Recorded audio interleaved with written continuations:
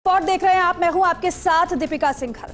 कर्नाटक की कांग्रेस सरकार ने प्राइवेट सेक्टर की नौकरियों में कन्नड़ कोटा का दांव खेला, जो काफी चर्चा में भी रहा। कर्नाटक सरकार ने प्राइवेट जॉब में स्थानीय लोगों को 100% आरक्षण देने का फैसला किया। सिद्धारमैया कैबिनेट ने इसको लेकर नियम भी तैयार कर लिए और मसौदे को मंजूरी भी दे दी, लेकिन विधानसभा में पेश करने से पहले ही सरकार ने इस पर रोक लगा दी, यानी कि यू टर्न ले लिया है। अब कर्नाटक सरकार इस बिल पर पुनर्विचार करेगी, लेकिन हम आपको बताएंगे कि अगर प्रस्तावित विधेयक विधानसभा में पारित हुआ तो प्राइवेट सेक्टर में स्थानीयों को प्राथमिकता से नौकरी देना अनिवार्य हो जाएगा।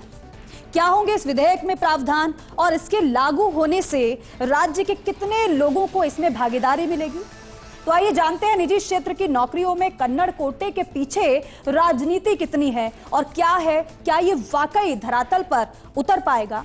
देखिए हमारी खास पेशकश 100% local.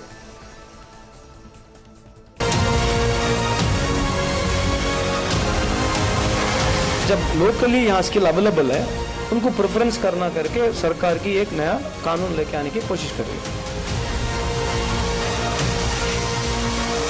We will talk to them, we'll understand in still a better way also.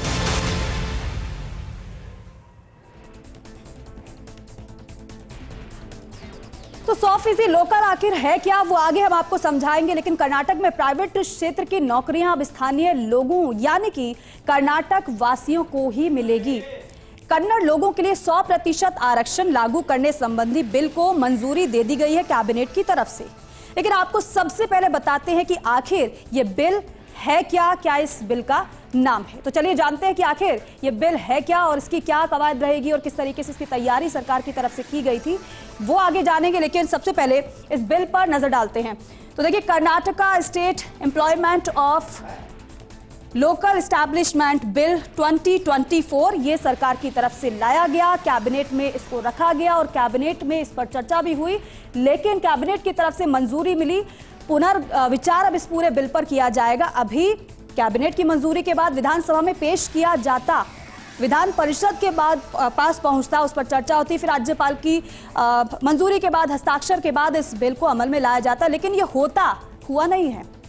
इससे पहले ही सरकार ने इस पूरे मामले पर यू टर्न ले लिया है। लेकिन अब आपको बताते हैं कि आखिर इस बिल को लाने का मकसद सरकार का क्या था, आखिर क्यों ऐसी जरूरत पड़ी सरकार को इस बिल को लाने की। तो चलिए सबसे पहले जान लेते हैं कि आखिर क्या मकसद इस बिल का था, इस बिल को क्यों सरकार लेकर आई।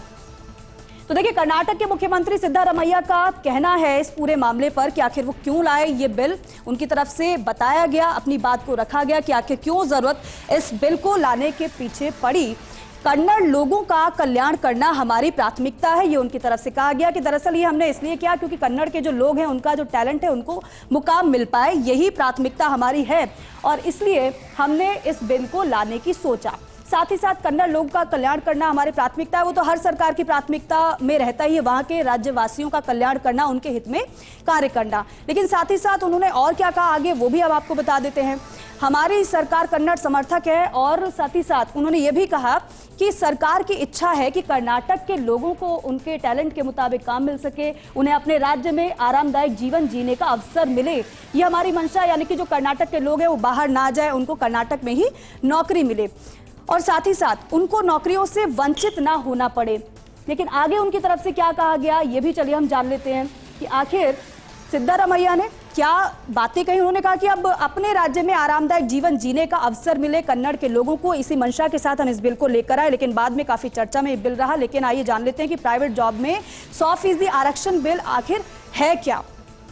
तो देखिए, कर्नाटक सरकार की तरफ से जो बिल लाया गया उसमें किस तरीके से क्या रखा गया प्रावधान, जो कैबिनेट में रखा गया, बिल को मंजूरी भी दी गई। लेकिन कर्नाटक सरकार का ये बिल क्या कहता है वो आप जान लीजिए, क्योंकि कर्नाटक सरकार का जो बिल कह रहा है वो ये है कि अब राज्य में काम करने वाली निजी कंपनियों को भर्तियों में स्थानीय लोगों को प्राथमिकता देनी होगी और इसके साथ ही साथ अब ग्रुप सी और ग्रुप डी की नौकरियों में कंपनियों को 100% आरक्षण देना होगा निजी कंपनियों को। यानी कि ये जो नौकरियां हैं 100% सिर्फ कन्नड़ लोगों के लिए होगी। मैनेजर या फिर मैनेजमेंट लेवल की अगर बात करें, अगर इन दोनों ही मैनेजर और मैनेजमेंट लेवल पदों की बात करें तो 50% आरक्षण होगा यानी कि इन बड़े पदों पर आधे कन्नड़ लोगों की भर्ती होगी। 50, 75 और 100% का प्रावधान सरकार की तरफ से इस बिल में किया गया। लेकिन आगे अब आपको बताते हैं कि और क्या प्रावधान इस बिल में सरकार की तरफ से किए गए। तो एक गैर मैनेजमेंट वाली नौकरियों में 75% आरक्षण होगा।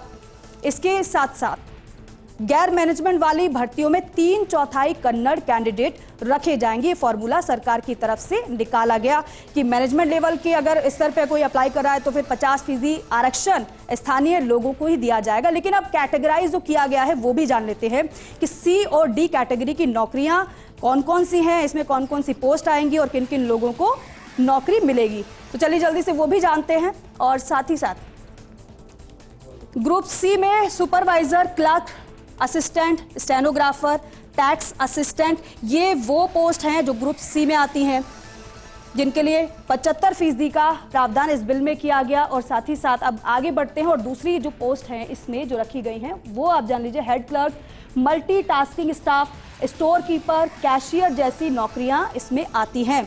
इसके अलावा और भी पोस्ट हैं इसमें जिसको बताया गया इस बिल में सरकार की तरफ से ये नौकरी जो आती है। इसके अलावा कई तरह के टेक्निकल और नॉन टेक्निकल पोस्ट भी इसी कैटेगरी में आती हैं जो बिल में बताया गया था। लेकिन अब सी के बाद डी ग्रुप का अगर हम जिक्र कर ले तो डी कैटेगरी में आने वाली जो नौकरियां हैं उनमें कौन कौन सी कैटेगरी आती है। क्लीनर, माली, गार्ड, बार्बर और रसोइया इसमें आते हैं, यानी कि कैटेगरी डी, जिसमें 100% आरक्षण का प्रावधान किया गया है सरकार की तरफ से कि डी कैटेगरी में ये जो पोस्ट होंगी इनमें सिर्फ जो कन्नड़ वासी हैं यानी कि जो कर्नाटक वासी हैं उनको ही नौकरी मिलेगी। अदर स्टेट का कोई इसमें अप्लाई नहीं कर सकता है। तो सी और डी में ये पोस्ट आई है। लेकिन साथ ही साथ अब आगे बढ़कर सरकार की नज़र में कौन लोकल है और कौन दूसरे राज्य का है ये भी बताया गया है कि आखिर कौन उनकी नज़र में लोकल है, कौन स्थानीय है, इसको भी जान लेते हैं। इस बिल में स्थानीय लोकल को परिभाषित करते हुए ये कहा गया है कि स्थानीय वो है जो कर्नाटक में जन्मा हो, यानी कि जिसका जन्म कर्नाटक में हुआ हो और साथ ही साथ 15 वर्षों से राज्य में निवास कर रहा हो, स्पष्ट रूप से कन्नड़ बोलने यानी कि उसको कन्नड़ आना जरूरी है, कन्नड़ पढ़ पाता हो वो और लिखने में भी सक्षम हो, ये भी बिल में कहा गया है। और साथ ही साथ कन्नड़ भाषा का माध्यमिक विद्यालय का प्रमाण पत्र नहीं है तो फिर उन्हें राज्य की कंपनियों में नौकरी के लिए कन्नड़ भाषा में परीक्षा पास करना अनिवार्य होगा, ये इस बिल में कहा गया है। कन्नड़ भाषा आना जरूरी है, बोलना, लिखना, समझना, ये तीनों ही इसमें कहा गया है।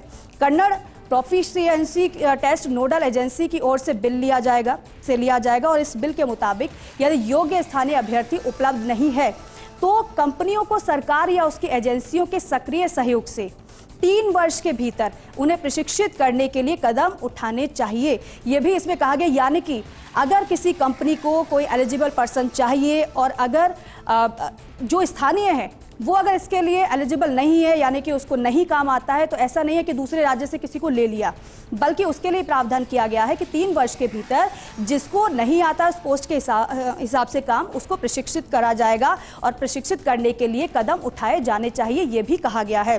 लेकिन अब कंपनियां क्योंकि इस पर ऑब्जेक्शन भी कर रही, कंपनियों की तरफ से छूट की मांग की जा सकती है क्योंकि कंपनियों की तरफ से कई बातें कही गई, ना केवल कंपनियां बल्कि विपक्ष की तरफ से भी कई बातें कही गई हैं।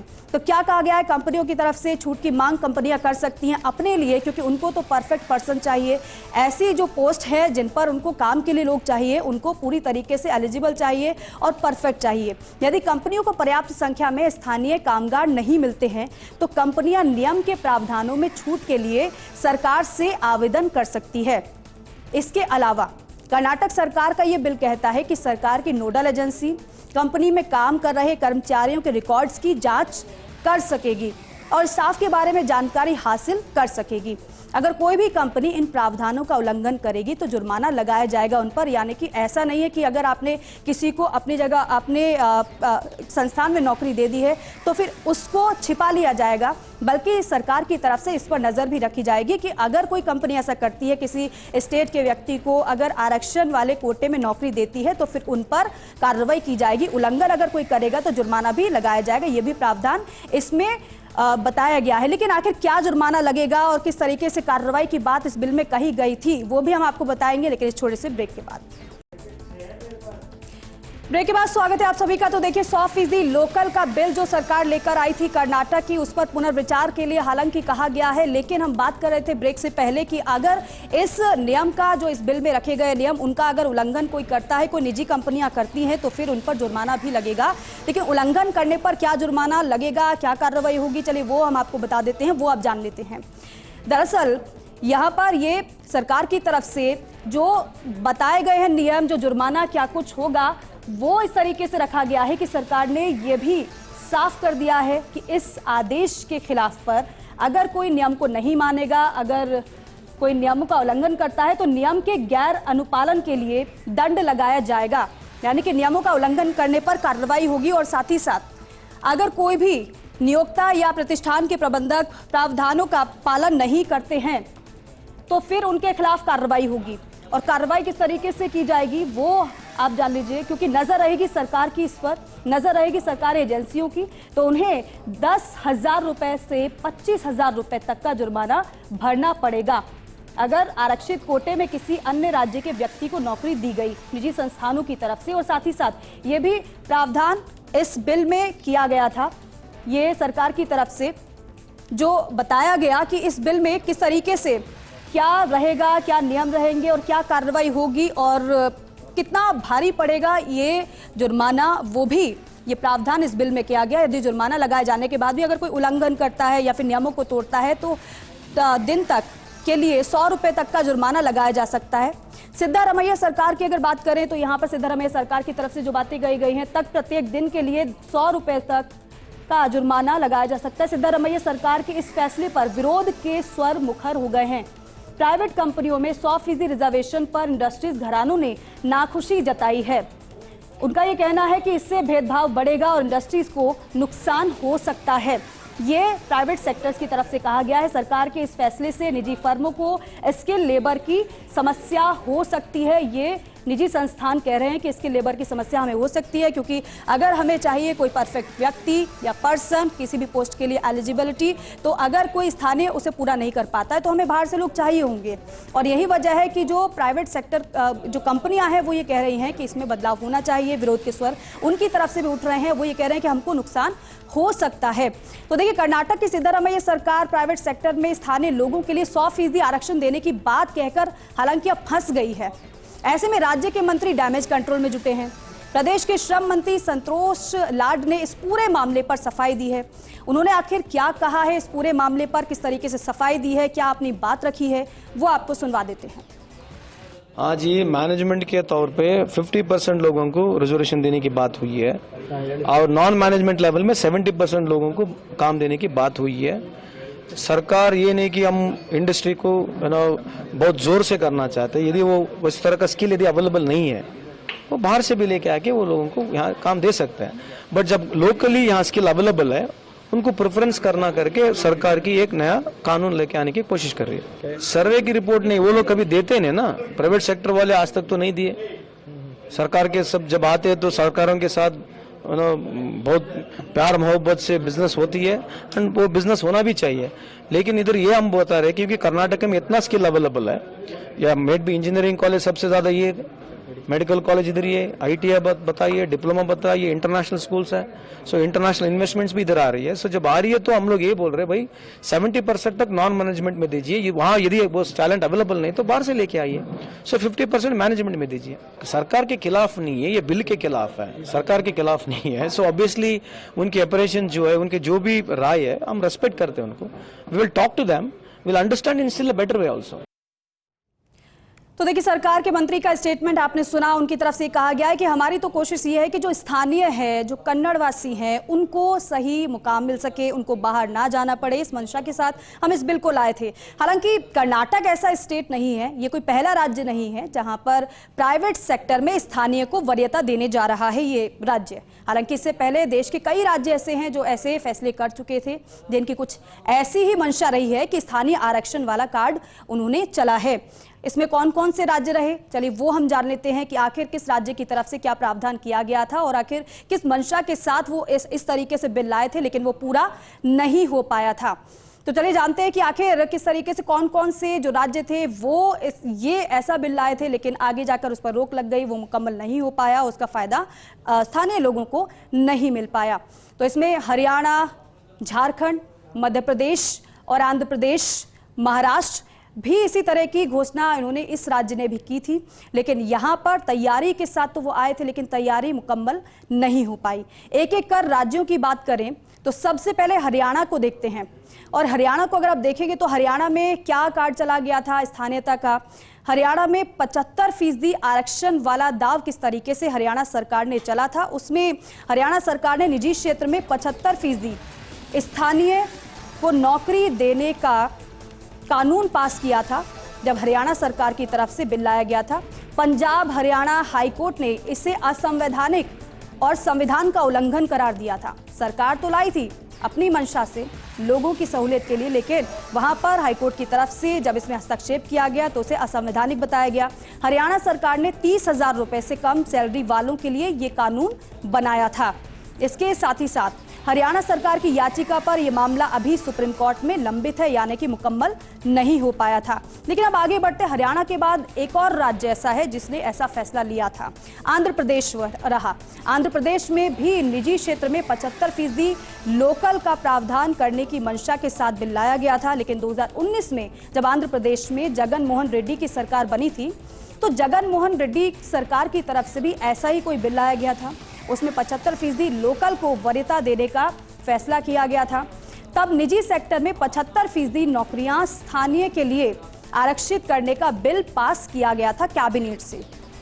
मामला आंध्र प्रदेश हाईकोर्ट पहुंचा और कोर्ट ने कहा कि ये कानून असंवैधानिक हो सकता है। कोर्ट ने इस पर भी यहां आंध्र प्रदेश में भी हस्तक्षेप किया और कहा कि ये जो कानून आप बनाने जा रहे हैं, ये जो बिल आप लाए हैं, ये असंवैधानिक हो सकता है।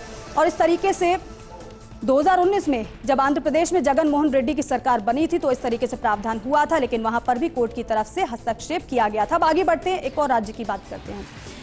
अन्य राज्य की तरफ से किस तरीके से क्या बिल लाया गया था और उसमें किस तरीके से क्या प्रावधान था, वो हम जान लेते हैं आंध्र प्रदेश के बाद। तो आंध्र प्रदेश के बाद देखिए कौन सा वो राज्य है, उस राज्य में ये बिल इस तरीके से लाया गया था। महाराष्ट्र वो था।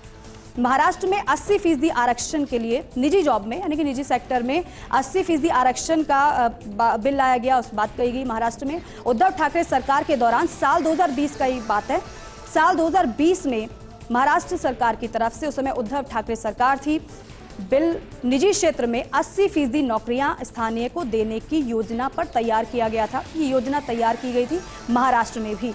तो 15 साल से ज्यादा वक्त से राज्य में रहने वालों को भी इसके दायरे में लाया गया था, यानी कि जो अगर 15 साल से ज्यादा वक्त से महाराष्ट्र में रह गया है उसको इस पूरे आरक्षण के कोटे में शामिल करने का प्रावधान किया था सरकार ने।